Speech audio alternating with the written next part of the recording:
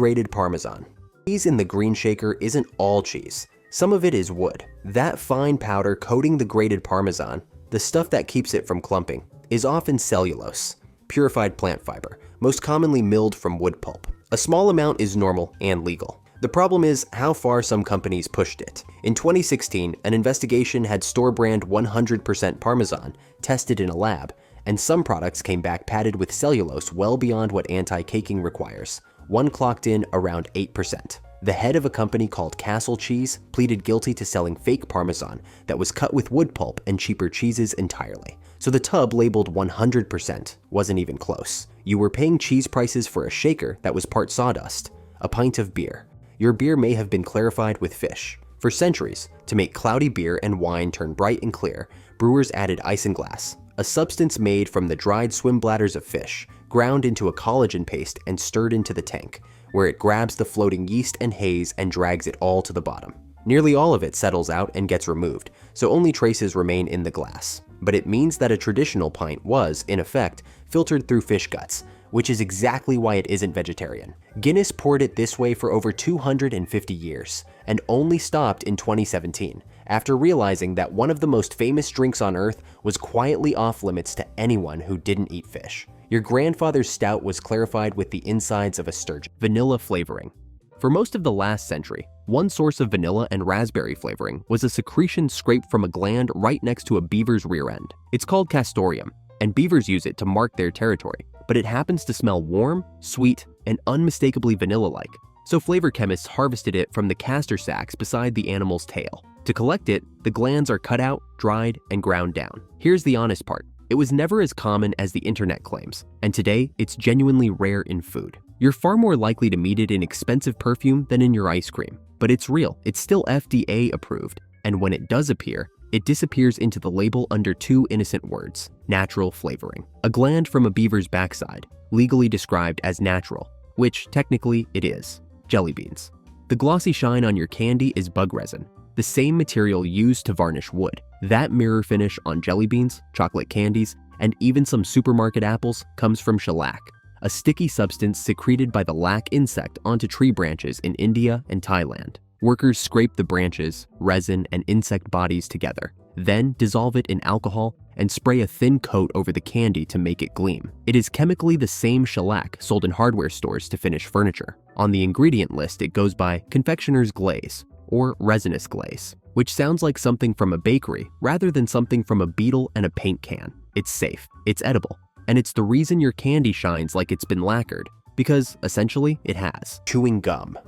You've been taught not to swallow it, and the reason is that gum is mostly plastic. The chewy base that never dissolves, no matter how long you work it, is built from synthetic rubber and polymers, including polyvinyl acetate, a cousin of the glue used in woodworking, softened with waxes, and, in many recipes, a little lanolin, which is the greasy oil scoured out of sheep's wool. All of it hides on the label under two bland words: gum base. For decades, the assumption was that it's inert. You chew it, you spit it out, no harm done.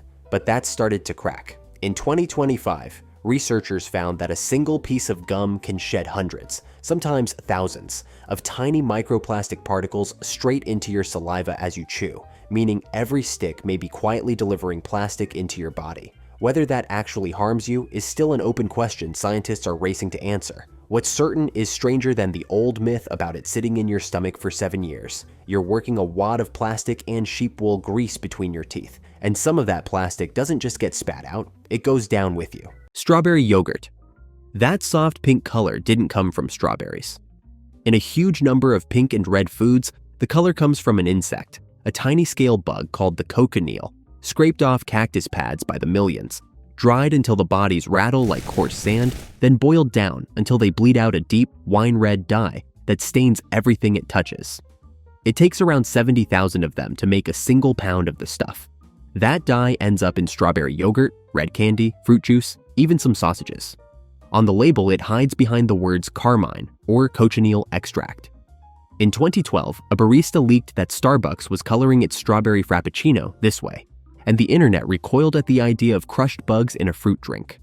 Starbucks quietly switched to tomato coloring, but the insect dye never went anywhere.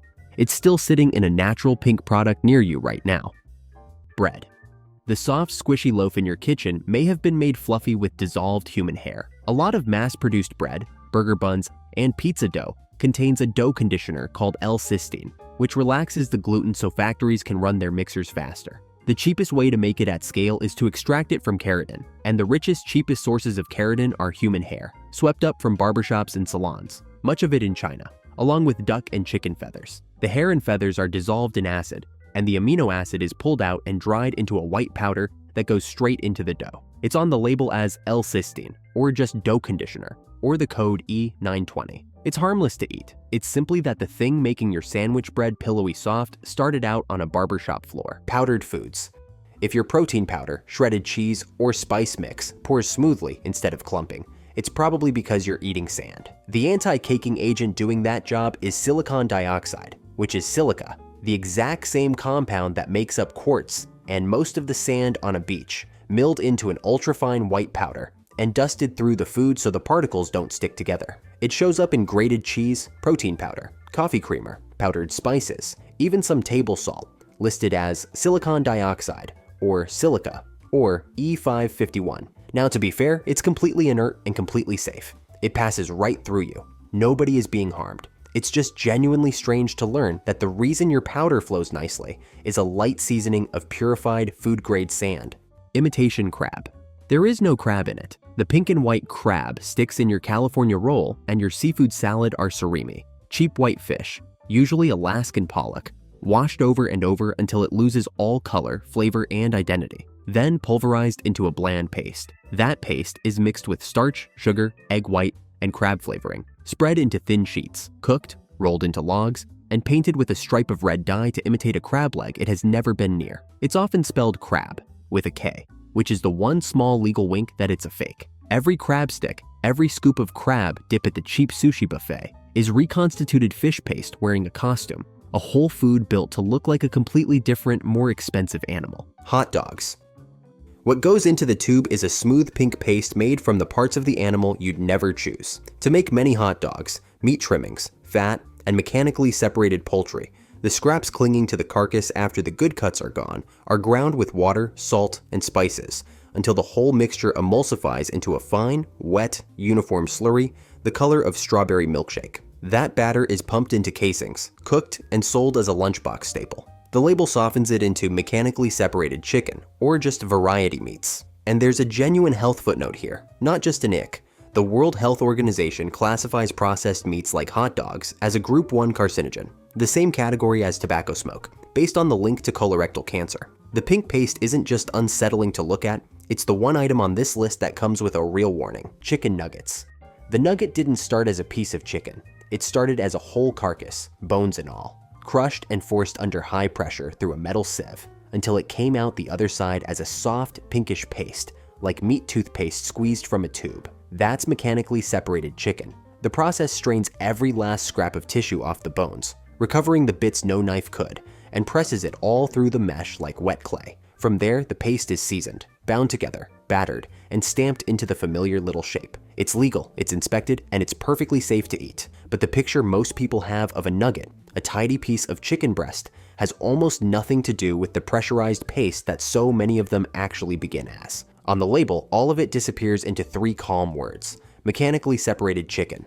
That's what's hiding in the food you already trust. If any of these made you put something down, hit like. It genuinely helps the channel. And subscribe, because the next one's stranger still. And tell me in the comments which of these you'll never look at the same way again. Thanks for watching.